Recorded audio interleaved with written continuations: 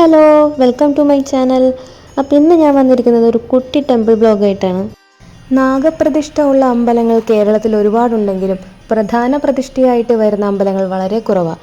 അത്തരത്തിലുള്ള ഒരു ക്ഷേത്രമാണ് ഈ കാണുന്ന പുതുക്കുളം ശ്രീ നാഗരാജസ്വാമി ക്ഷേത്രം.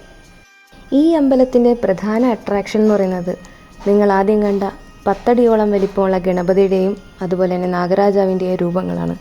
അതുകൂടാതെ ഈ അമ്പലത്തിൻ്റെ അതേ കോമ്പൗണ്ടിൽ തന്നെ ഒരു ഇല്ലവും കാണാൻ സാധിക്കും. ഈ അമ്പലത്തിന് ഒരു ചെറിയ ഐതിഹ്യ കഥ കൂടിയുണ്ട്. ആ കഥ ഇങ്ങനെയാണ്. മലബാറിൽ വസിച്ചിരുന്ന പ്രതാപശാലികളും ജന്മികളുമായിരുന്ന പുതുക്കുളം എന്നും കുറുമ്പത്തൂർ എന്നും അറിയപ്പെടുന്ന 2 ബ്രാഹ്മണ കുടുംബങ്ങൾ ചില അനിഷ്ട സംഭവങ്ങളെ തുടർന്ന് വടക്കൻകൂറിലേക്ക് മാറുകയുണ്ടായി. മണക്കാട് എന്ന പ്രദേശത്ത് എത്തിയ ഇവർക്ക് വടക്കൻകൂറിലെ രാജാവ് ഒരു ദേശം അനുവദിച്ചു. പുതിയ ദേശത്ത് ഇവർക്ക് ആശ്രയമായത് തങ്ങളുടെ കുലദൈവങ്ങളായ നരസിംഹമൂർത്തിയും ഭഗവതിയുമായിരുന്നു.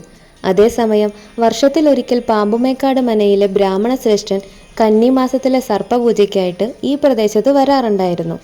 ഒരിക്കൽ അവിടെ വെച്ച് അദ്ദേഹത്തെ മഹാവ്യാധിയായ വസൂരി ബാധിച്ചു. എല്ലാവരും ഭയത്തോടെ അകന്നുമാറുന്ന ഈ മഹാവ്യാധിയുള്ള അദ്ദേഹത്തെ പുതുക്കുളം കുടുംബം ഭയമില്ലാതെ പരിചരിച്ചു. രോഗം മാറിയ അതിഥിയെ പുതുക്കുളത്തെ നല്ലവരായ ബ്രാഹ്മണർ പാമ്പുമേക്കാട് മനയിൽ കൊണ്ടുചെന്നാക്കുകയും ഈ മഹാമനസ്കതയിൽ നന്ദി സൂചകമായി അവിടത്തെ കാരണവർ ധനം ദക്ഷിണയായി നൽകുകയും ഉണ്ടായി. എന്നാൽ സൽക്കർമ്മം പുണ്യം പ്രദാനം ചെയ്യുമെന്ന് വിശ്വസിച്ചിരുന്ന പുതുക്കുളത്തെ ബ്രാഹ്മണ ശ്രേഷ്ഠർ ആ ദക്ഷിണ നിരസിച്ചു. വെറും കൈയോടെ മടക്കി അയക്കുന്നത് സങ്കടകരമായതിനാൽ പാമ്പുമേക്കാട്ടുകാർ 5 സർപ്പചൈതന്യങ്ങൾ പുതുക്കുളത്തിന് ദാനം ചെയ്യുകയും അതിനൊപ്പം ഉപാസനാ മന്ത്രം എഴുതി നൽകുകയും ചെയ്തു.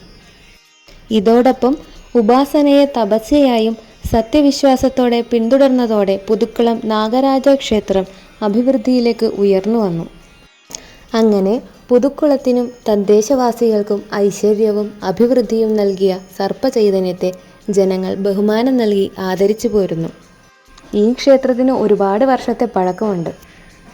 പക്ഷേ നിങ്ങൾ ആദ്യം കണ്ട 10 അടിയോളം വലിപ്പമുള്ള വലിയ രൂപങ്ങളൊക്കെ പണി തീർത്തത് ഈ ഇടയ്ക്കാട്ടോ.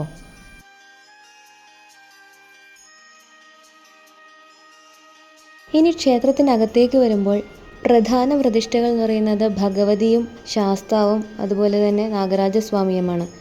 ഇവർ 3 പേരും ഒരേ ശ്രീകോവിലിൽ തന്നെയാണ് ഇരിക്കുന്നത്. ശാസ്താവിനെയും ഭഗവതിയെയും നാഗരാജാവിനെയും നമുക്ക് കാണാനായിട്ട് ഒരേ ശ്രീകോവിലിൽ തന്നെ 3 വാതിലുകളാണ് ഉള്ളത്. ഇവിടുത്തെ മറ്റൊരു പ്രത്യേകത എനിക്ക് തോന്നിയത് ഇവിടുത്തെ പാൽപ്പായസത്തിന് മധുരം ഇല്ല എന്നുള്ളതാണ്. നമ്മുടെ ഇഷ്ടത്തിന് വീട്ടിൽ പോയിട്ട് മധുരം ഇട്ട് കഴിക്കാമെന്നാണ് അവിടെയുള്ളൊരു ചേട്ടൻ പറഞ്ഞത്. അങ്ങനെ അമ്പലത്തിൽ നിന്ന് ഇറങ്ങിയപ്പോഴാണ് അവിടുത്തെ ഊട്ടുപുരയിൽ ഭക്ഷണം ഉണ്ടെന്ന് പറഞ്ഞത്. ഇത് എല്ലാ ദിവസവും ഉള്ള ഭക്ഷണം കേട്ടോ. ഉപ്പുമാവും സാമ്പാറും ആയിരുന്നു അപ്പോൾ ഭക്ഷണം. ഞാൻ ആദ്യമായിട്ടാട്ടോ ഈ ഒരു കോമ്പിനേഷൻ കഴിക്കുന്നത്. അങ്ങനെ ഫുഡൊക്കെ കഴിച്ച് ഞങ്ങൾ അമ്പലത്തിൽ നിന്നിറങ്ങി.